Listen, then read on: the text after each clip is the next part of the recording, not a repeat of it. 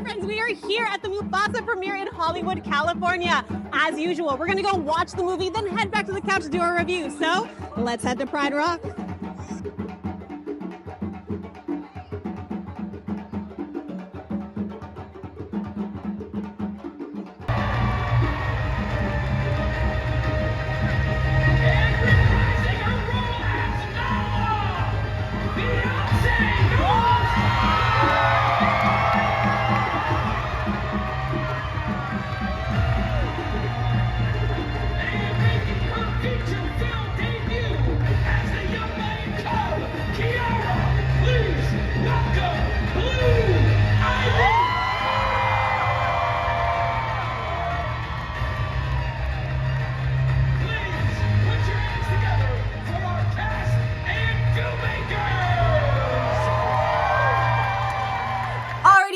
Welcome back. Today we are talking about Mufasa.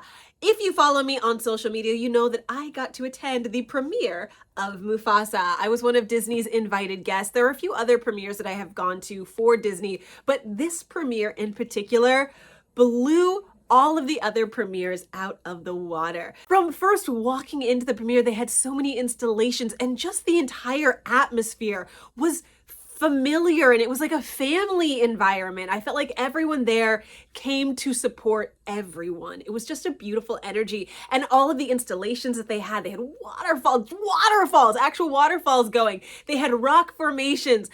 Delta, I guess, was a partner for this particular event, and they built an activation where you could see all of the different places in Africa that they land, and it was just so cool. There's all the food, just everything they had at this premiere was above and beyond expectation.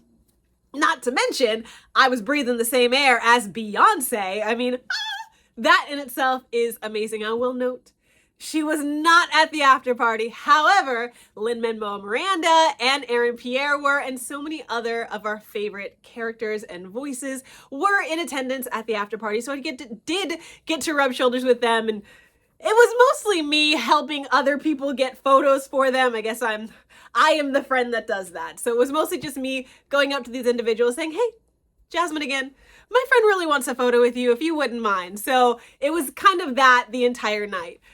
All that to say, the energy of this premiere was absolutely amazing. But you guys didn't come here to hear me talk about all of the people that I saw. You came here to hear how the movie was. So without further ado, let's break down what I thought. And I will say, I'm gonna stick to non-spoiler in the first half and then a little bit of spoiler stuff towards the end. But overall, these are just my first impressions of Mufasa.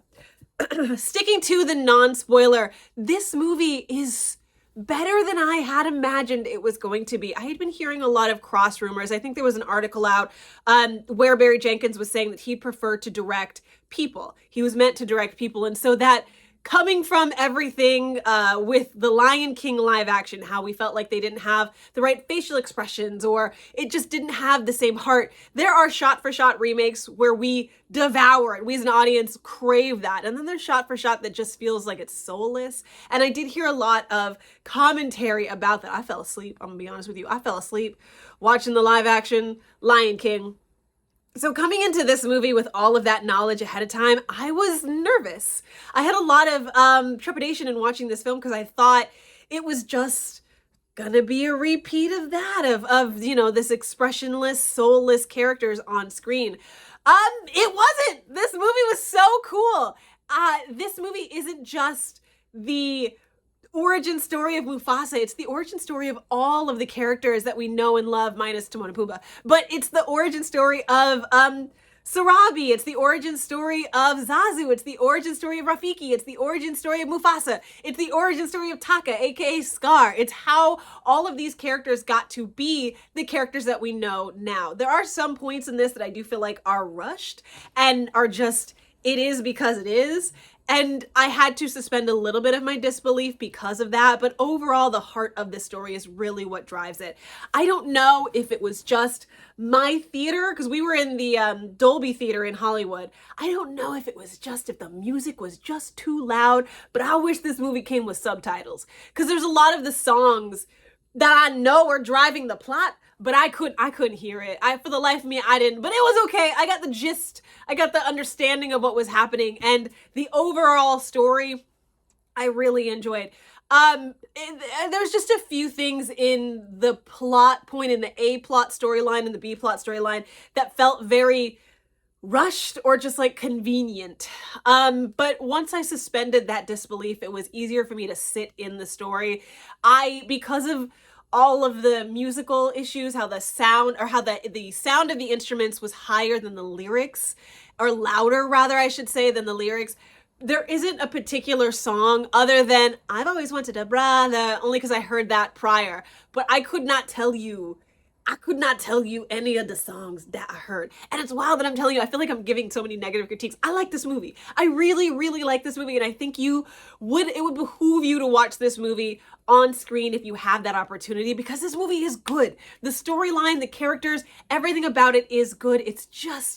There are just a few moments where the storyline rushes and you're like, okay, all right, cool, we're back. We're sitting in it. I love the relationship between Taka and Mufasa. I think that it really is like brother. And I'm not a very biblical person, but I do go back to kind of like my brother's keeper. And I think that's that story that we're seeing here. It's, am I my brother's keeper? Yes, you are your brother's keeper. And Mufasa and Taka aren't necessarily born brothers, but the whole story of Mufasa is nature versus nurture. It's, are we born as monsters or evildoers, or is it the situations that shape us into that? And do we have to stay that way? What does it mean to have courage, and what does it mean to grow into who we are? And I think that's the difference. Also, it's about family, and it's about fatherhood, and it's about legacy, and it's about how we choose to present ourselves in the world. And of course, it's also a little bit of found royalty. Is blood thicker than destiny?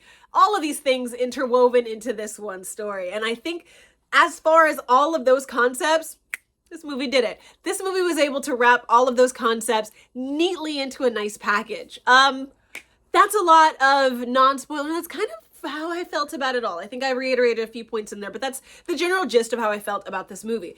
Let's get to the spoiler part. So if you haven't seen it yet, obviously, because no one has, I'm going to give like a couple of really quick spoiler things. I don't want to talk too much because it is early and I want you guys to be able to watch this movie in and amongst yourselves.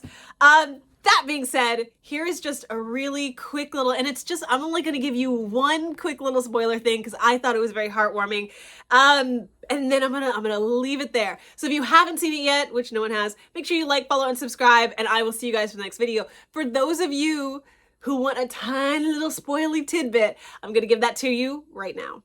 So my favorite moment in the entirety of this is they did a cute little duality when Simba and Sarabi are finally getting together, because that's the whole thing in this movie, is the little things that are really quick and that are like, when did that happen? One of them is that Taka decides he's in love with Sarabi. They find her just out in the wild. She's tracking them, he's tracking her, because Simba's like this tracker, because he wasn't allowed with the male lions, he had to stay with the female lions. Thus they taught him how to hunt, and that's a skill that not a lot of male lions have. So he's, it's a wonderful skill that eventually aids him in the future. Suffice it to say, Sarabi and him have more in common than Taka, but Taka sees this princess out in the wild and he's like, I'm a prince, you a princess, this is destiny. Anyways, that doesn't end up working. Mufasa and Sarabi obviously fall in love, and there's this beautiful, beautiful scene where they have their love story, because you know me, I love love.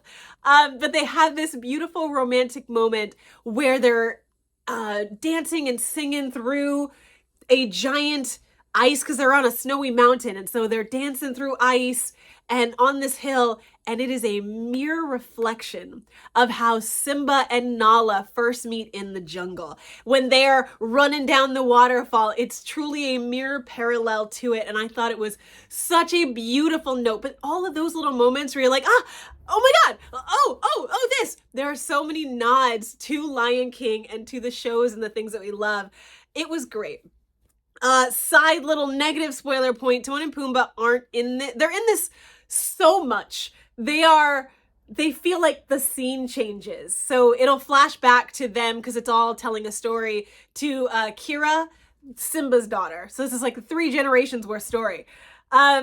But they're telling a story, and every time Rafiki takes a pause, which feels like truly every scene change. If this were a play, the curtain would drop and Rafiki, Kira, Pumbaa, and Timon would all be in the front while the curtain and the things behind are changing.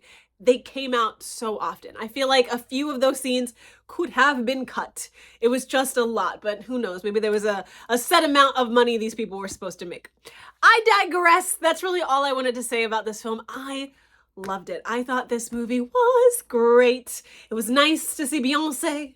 It was nice to see all of the actors. It was nice to have space with Barry Jenkins. It was nice to see Green Lantern. This was his last big thing before Green Lantern comes out. This is the last premiere before Green Lantern.